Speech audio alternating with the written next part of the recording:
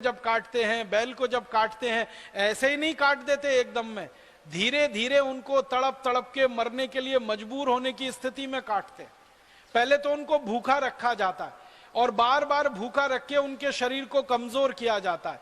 फिर इनके ऊपर गर्म पानी की बौछार डाली जाती है और वो गर्म पानी 70 डिग्री सेंटीग्रेड से लेके 100 डिग्री सेंटीग्रेड तक का होता है। उस गर्म पानी की बौछार में जानवरों का शरीर फूलना शुरू हो जाता है, उसमें सूजन आना शुरू हो जाती है। जब शरीर पूरी तरह से फूल जाता है, गाय बैल भैंस तड़पते रहते हैं, चीखते रहते हैं, चिल्लाते रहते हैं, तब जीवित स्थिति में उनकी खाल को उतारा जाता है और जीवित स्थिति में खाल को उतार कर जो खून इकट्ठा होता है वो खून भी जीवित स्थिति में इकट्ठा किया जाता है। फिर गर्दन पे एक तरफ छोटा सा कट लगाया जाता है, गर्दन एक तरफ लुढ़क जाती है, फिर उसमें से बल बल बल बल खून निकलना शुरू होता है। तब तक जानवर तड़पता रहता है, अपने को छुड़ाने की कोशिश करता रहता है, लेकिन कसाई उसको पूरी तरह से मार नहीं देते हैं। जब धीरे धीरे स्पंदन कम होते जाते हैं तब जाके पूरी गर्दन काटी जाती है। फिर उसके पांव अलग से काटे जाते हैं, फिर शरीर का एक एक अंग उसमें से निकाला जाता है। अंदर की अंतड़ियों को खींच के निकालते हैं, बड़ी आंत को खींच के निकालते हैं, छोटी आंत को खींच के निकालते हैं। माने इतनी ज्यादा बर्बरता और क्रूरता के साथ उनको कत्ल किया जाता है। अक्सर यह देखा गया है कि जानवरों में जैसे गाय है या तो बैल है या तो भैंस है या तो सुअर है या तो मुर्गे मुर्गियां हैं, इनकी गर्दन पर जब एक कट लगा देते हैं, पूरी गर्दन नहीं काटते, तो वो जिंदा रहने के लिए इतना चीखते तड़पते चिल्लाते हैं कि कोई उनकी चीख पुकार सुन नहीं सकता सिवाय उन बहरे कानों के जो रोज उनको काट काट के उनके मांस को डब्बों में पैक करते हैं। बहुत क्रूरता होती है। अब आप क्या समझते हैं, ये जो क्रूरता होती है, इस क्रूरता में जानवरों की जो चीत्कार निकलती है, जो चीखें निकलती हैं, वो पूरे वातावरण में ही घूमती रहती हैं।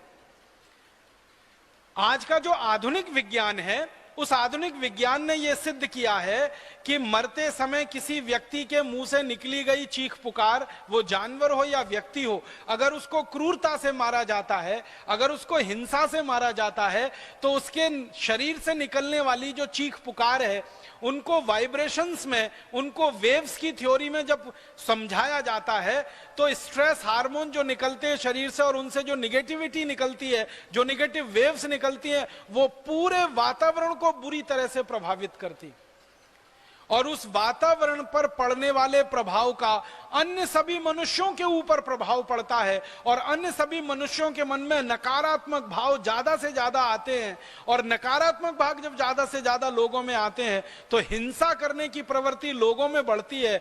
तो जानवरों को हिंसा करके जिस तरह से मारा जाता है, उस हिंसा की प्रतिक्रिया सीधे साधे सच्चे भोले भाले लोगों के ऊपर भी बहुत ज्यादा तेजी से होती है। दुनिया के वैज्ञानिक अब इस बात पर सहमत हो रहे हैं कि जानवरों को मारकर जो हिंसा हो रही है और उससे जो शॉक वेव्स निकल रही हैं सारी दुनिया में, ये सीधे साधे भोले भाले स्वस्थ लोगों के मन मस्तिष्क को इतनी ज्यादा प्रभावित कर रही हैं कि लोग बहुत ज्यादा नकारात्मक और हिंसक हो रहे हैं और नकारात्मकता और हिंसा सारी दुनिया में बढ़ रही है, तो अत्याचार और पाप पूरी दुनिया में बढ़ रहा है। वो जानवरों की होने वाली हत्या है। दिल्ली विश्वविद्यालय में 2 प्रोफेसर हैं जिन्होंने पिछले 20 साल इस पर रिसर्च किया और अध्ययन किया है। उनका तो ये दावा है, वो दोनों प्रोफेसर इस देश के, एक का नाम है श्री मदन मोहन और एक दूसरे उनके सहयोगी, बहुत बड़े भौतिक शास्त्री हैं दोनों। भारत सरकार ने उनको पुरस्कार दिया है इस बात के लिए। उनकी फिजिक्स की रिसर्च ये कहती है कि जानवरों को जितना ज्यादा कत्ल किया जाएगा, जानवरों को जितना ज्यादा हिंसा से मारा जाएगा, उतना ही अधिक दुनिया में भूकंप आएंगे, उतने ही अधिक दुनिया में जलजले आएंगे, उतने ही अधिक दुनिया में प्राकृतिक आपदा होगी, उतने ही अधिक दुनिया में संतुलन बिगड़ेगा, असंतुलन बढ़ेगा। ये कोई ज्योतिष व्यक्ति का कहना नहीं है, कोई पाखंडी व्यक्ति का कहना नहीं है। भौतिक शास्त्री इस देश में जिनको भारत सरकार ने पुरस्कार दिया है, प्रोफेसर मदन मोहन, उनकी रिसर्च है, उनकी थीसिस है। 20 साल काम किया उन्होंने इस विषय पर।